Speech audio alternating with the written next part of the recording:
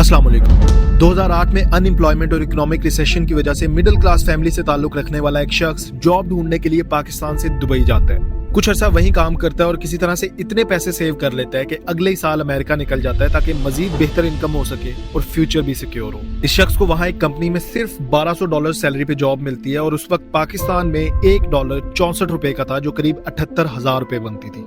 तकरीबन 9 साल तक लगातार काम करने के बाद 2017 में ये शख्स डिसाइड करता है कि इन तमाम सालों में जो सेविंग्स की हैं उसने, उसे पाकिस्तान जाके प्रॉपर्टी में इन्वेस्ट किया जाए। ये शख्स अपनी सालों से कमाई गई मेहनत की कमाई से पाकिस्तान में प्रॉपर्टी खरीदता है जिसकी कीमत लगभग 1 करोड़ के करीब थी।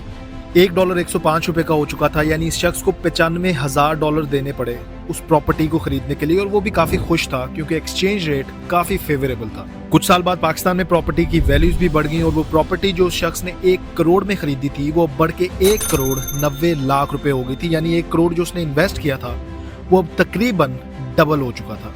अब दिखने में तो ये काफी बड़ा प्रॉफिट था, लेकिन रियलिटी में ये शख्स लाखों का नुकसान कर बैठा था और रीजन थी डीवैल्यूएशन ऑफ पाकिस्तानी रुपीज। लाखों रुपए का फायदा होने के बावजूद असल में ये लाखों का नुकसान कैसे था? पाकिस्तानी करेंसी डॉलर्स के मुकाबले में इतनी डीवैल्यू क्यों और कैसे हुई? इस डीवैल्यूएशन का एक आम इंसान की जिंदगी पे क्या असर पड़ता है और हम किस तरह मजीद करेंसी डीवैल्यूएशन से बच सकते हैं? Let's have a closer look behind the crisis, reality, impact and the solution to this extremely important issue.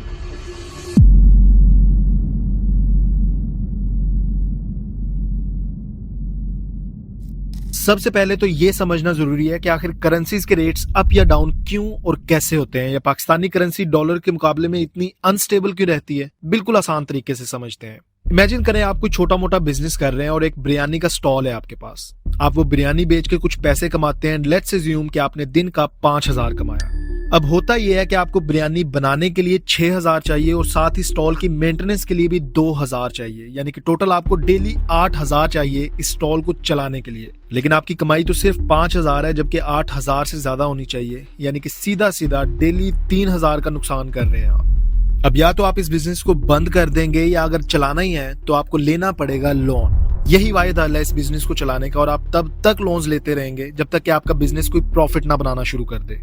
Let's say कि लोन लेने के बाद आपका बिजनेस थोड़ा बहुत प्रॉफिट बनाने लगता है, लेकिन अगर वो प्रॉफिट सिर्फ इतना सा हो कि बस लिए गए लोन्स को ही चुका सके, तो आपका बिजनेस कभी बढ़ता नहीं है, वहीं का वहीं रह जाता है। यही साइकिल चलता रहता है, लोन्स लेके प्रॉफिट्स कमा के लोन्स को वापस करना, और आपका बिजनेस कभी स्टेबल नहीं हो पाता, बल्कि उल्टा आप पे मजीद बर्डन बनता जाता है। बिल्कुल ऐसे ही कुछ होता है कंट्री लेवल पे भी। एक मुल्क प्रॉफिट्स बनाता है अपनी एक्सपोर्ट्स बढ़ा के, ज्यादा से ज्यादा प्रोडक्ट्स दूसरे मुल्कों को बेच के, लेकिन अगर एक मुल्क अपनी एक्सपोर्ट्स से ज्यादा इंपोर्ट्स करने लग जाए, यानी दूसरे मुल्कों से ज्यादा चीजें खरीदने लग जाए बेचने की बजाय, तो इवेंचुअली उस मुल्क की इकोनॉमी में एक इम्बैलेंस आ जाता है। अब मुल्क को तो बंद किया नहीं जा सकता, तो जरूरियात पूरी करने के लिए या तो मुल्क को अपनी सेविंग्स में से खर्च करना पड़ता है, जिसे फॉरेन रिजर्व्स कहा जाता है, या अगर वो रिजर्व्स भी खत्म हो जाए तो मुल्क को दूसरे मुल्कों से या IMF से लोन लेना पड़ता है। इंटरनेशनल मार्केट क्योंकि डॉलर्स के सर पे चलती है, सारी सेल परचेज डॉलर्स में होती है, तो लोन्स भी डॉलर्स में ही लेने पड़ते हैं, यानी डॉलर्स की डिमांड बढ़ जाती है और लोकल करेंसी जैसा कि पाकिस्तानी रुपया डीवैल्यू हो जाता है क्योंकि उसे कोई लेना ही नहीं चाहता। तो बेसिकली थोड़ा पैसा मुल्क में आ रहा होता है और ज्यादा पैसा मुल्क से बाहर जा रहा होता है, यानी कि अखराजात कमाई से भी ज्यादा हो जाते हैं। इसी डिफरेंस को करंट अकाउंट डेफिसिट कहा जाता है, जिसे हम अक्सर न्यूज में भी सुनते हैं, लेकिन बहुत कम लोग हैं जो इस डिफरेंस को समझते हैं। खैर वजह सिर्फ यही नहीं है कि हमारी इंपोर्ट्स ज्यादा हैं। इस डिवैल्यूएशन के पीछे दूसरा सबसे बड़ा हाथ पॉलिटिकल इंस्टेबिलिटी का रहा है, और शायद जितना इस चीज ने हमें तबाह किया है उतना करप्शन ने भी नहीं किया। The world's fifth most populous nation, Pakistan is a nuclear power and a country racked by instability. इस चीज को मैं अपनी लास्ट वीडियो में एक्सप्लेन कर चुका हूं, जिसे आप इंटरैक्टिव बटन पे क्लिक करके देख सकते हैं। पॉलिटिकल इंस्टेबिलिटी का सबसे बड़ा नुकसान ये होता है कि मुल्क में कोई भी इन्वेस्टर इन्वेस्ट करने से पहले 1000 बार सोचता है और आखिर में यही डिसाइड करता है कि वो ऐसे अनस्टेबल इकोनॉमी वाले मुल्क में इन्वेस्ट नहीं करेगा। जरा खुद सोचें कि अगर आप किसी और मुल्क में अपना बिजनेस शुरू करना चाहें तो क्या आप किसी ऐसे मुल्क में शुरू करेंगे जहां पॉलिटिकल टेंशंस हों, जहां की पॉलिसीज हर आने वाले साल में बदलती रहें, जहां लॉ एंड ऑर्डर की सिचुएशन बहुत खराब हो, या जहां किसी ऐसे लीडर की हुकूमत हो जिसको अपना नहीं पता कि कब उसे सीट से हटा दिया जाए? बिल्कुल भी नहीं, क्योंकि ये चीजें किसी भी बिजनेस को बहुत बुरी तरह से मुतासिर करती हैं और बड़े बड़े इन्वेस्टर्स हमेशा इन चीजों को देखते हैं। अब आपका सवाल ये भी हो सकता है कि भाई आखिर डॉलर ही क्यों? खैर ये एक बहुत बड़ी गेम है जिसे मैं अगली वीडियोस में कवर करूंगा, but in short global trade पे अमेरिकन डॉलर एक डोमिनेंट करेंसी है। दुनिया के ज्यादातर मुल्क आपस की ट्रेड डॉलर्स में ही करते हैं और उसकी डिमांड हमेशा हाई रहती है। इसलिए जब किसी मुल्क का ट्रेड डेफिसिट बढ़ता है या वो ज्यादा इंपोर्ट्स करने लग जाता है as compare to the exports, तो उसे अपने फॉरेन रिजर्व से डॉलर्स खर्च करना पड़ते हैं। अगर रिजर्व्स कम हो जाएं तो मुल्क को IMF या दूसरी इंटरनेशनल ऑर्गेनाइजेशंस के पास जाना पड़ता है जो अपने पैसे उधार देने के लिए इंतहाई सख्त किस्म की शराइत रखते हैं। और फिर होता यह है कि इन्फ्लेशन का एक तूफान आता है, चीजें इतनी महंगी हो जाती हैं कि आम इंसान की पहुंच से भी दूर हो जाती हैं, लोगों की सेविंग्स पिघलने लग जाती हैं और पूरा इकोनॉमिक सिस्टम एक क्राइसिस में चला जाता है।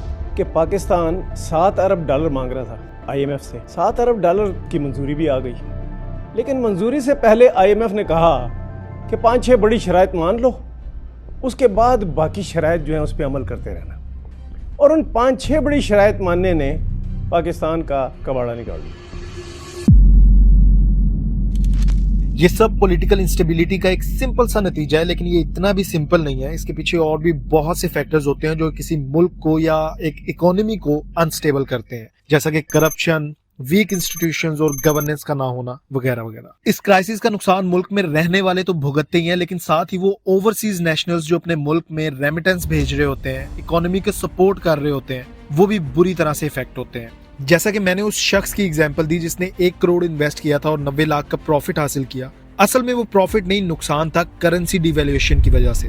$95,000 जो उसने उस वक्त इन्वेस्ट किए थे प्रॉपर्टी में, आज उस प्रॉपर्टी की वैल्यू $50,000 से भी कम हो गई है। यानी ओरिजिनल इन्वेस्टमेंट पे $40,000 से भी ज्यादा का नुकसान हुआ। और अगर वो डॉलर्स अपने पास रखता तो वही $95,000 आज उसका 2.5 करोड़ रुपए से भी ज्यादा बनता था। तो ऐसे में भला कौन इन्वेस्ट करना चाहेगा पाकिस्तान में, और कैसे पाकिस्तान में प्रॉस्पेरिटी आएगी?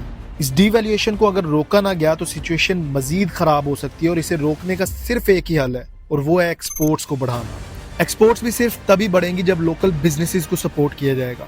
फॉर एग्जांपल, पाकिस्तान में रिसेंटली शार्क टैंक इंट्रोड्यूस हुआ है, जो कि शायद पाकिस्तान की हिस्ट्री का सबसे बेहतरीन शो है। जीतो जागो नाचो पाकिस्तान से कहीं बेहतर चीज है, और इस टीवी शो के बहुत से पॉजिटिव इम्पैक्ट हमें आगे देखने को मिल सकते हैं। यही सपोर्ट अगर गवर्नमेंट लेवल पे भी हो तो और ज्यादा फायदा हासिल किया जा सकता है। इसके साथ साथ पॉलिटिकल स्टेबिलिटी की भी बहुत सख्त जरूरत है हमें, ताकि फॉरेन इन्वेस्टर्स भी बिना किसी हेजिटेशन के पाकिस्तान में इन्वेस्ट करें, जॉब्स क्रिएट हों और हम एक स्टेबल इकोनॉमी की तरफ जा सकें। अगर आपकी नजर में और सॉल्यूशंस हैं तो कमेंट्स में लाजमी बताएं, and don't forget to share this video with your friends.